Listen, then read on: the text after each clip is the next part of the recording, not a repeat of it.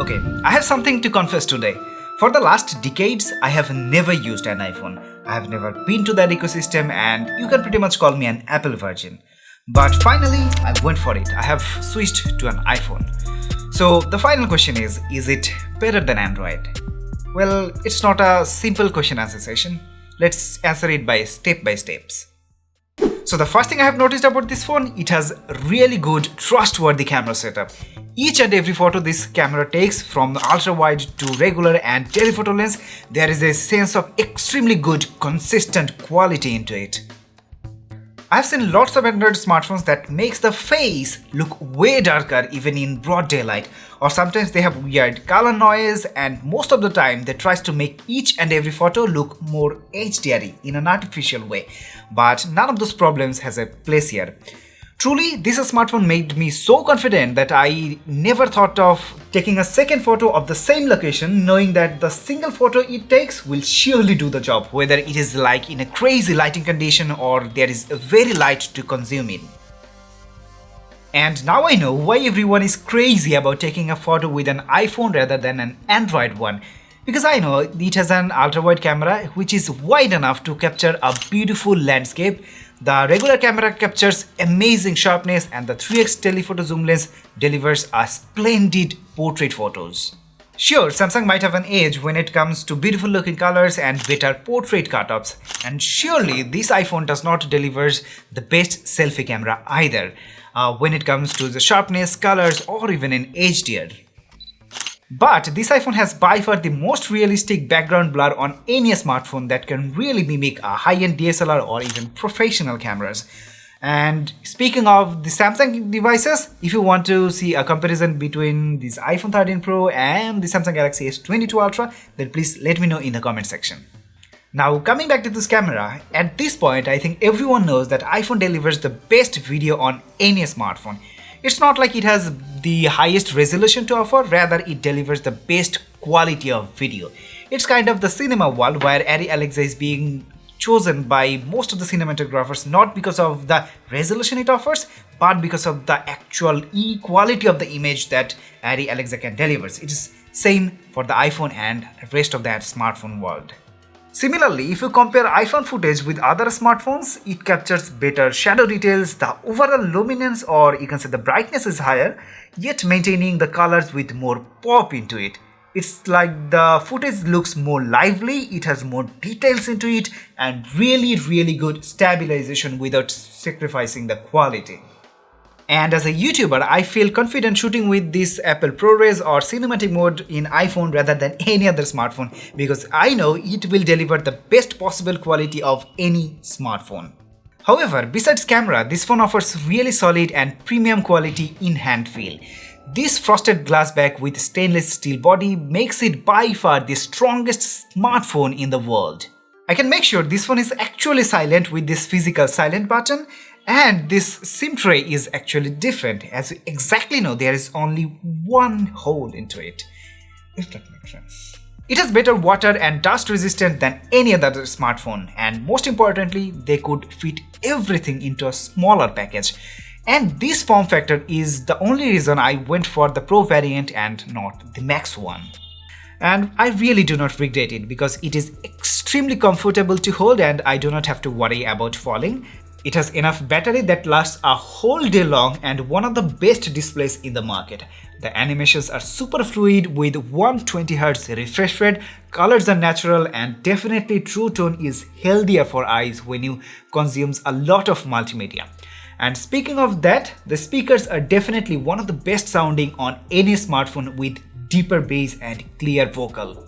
Now, all this positiveness does not mean this iPhone is perfect. It has so many flaws and restrictions that I feel this might also be my last iPhone to use. For example, this notch feels so old that I am still 5 years behind. The lightning port makes me carry extra cables. This 120Hz does not feel as smooth as other devices, and most importantly, this Apple logo can no longer be seen from distant.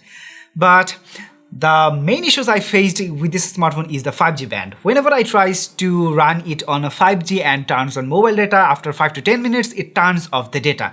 It shows that the mobile data is on, but the data does not really work, and it happens in the Middle East, in Saudi Arabia. But that's why I had to force this smartphone to switch to 4G only, and I could use it without any issue. But if you use 5G, make sure that it's compatible with the region you are using it. However, I want to say these are not the main problem I have faced. Rather, it's the user interface. I know Apple has by far the safest and lag-free UI on any smartphone, but some tiny things like no third-party app support. Even if you buy an apps, they charge us more than the Google Play Store, and you have to pay again for the same app that you have already purchased in Google Play Store. I could not find a Truecaller here, no proper Google Home support, no network or battery percentage. These problems are literally killing me. Even the notification has worse organization. You have to literally fight to download even from Google Drive. There is zero support for Google contact syncing, super risky WhatsApp data transfer, third-party Bluetooth devices faces several issues. The UI has no back gesture like the Android devices. I know this list is huge, and these are really some issues for me. And I know there are lots of people out there who does not really care about all these issues that I have. But at the same time, I have seen so many great things in iOS, or you can say with Apple ecosystem. I can really see them when I use Android smartphones with let's say Windows devices, for example. But I know each and every Apple products you tries to purchase again and again, you will see all the devices from Apple, they have a connection in between them. They know themselves, they know each other's location, and they works just simultaneously. For example, if there is Wi-Fi goes out or the connection gets cut off, and I'm working on my laptop, the smartphone will automatically turn on my mobile data, and it will switch on the hotspot and connect it to my MacBooks, and I can really work simultaneously without any interruption. And there are so many great things about Apple's ecosystem that I can make a separate video about this.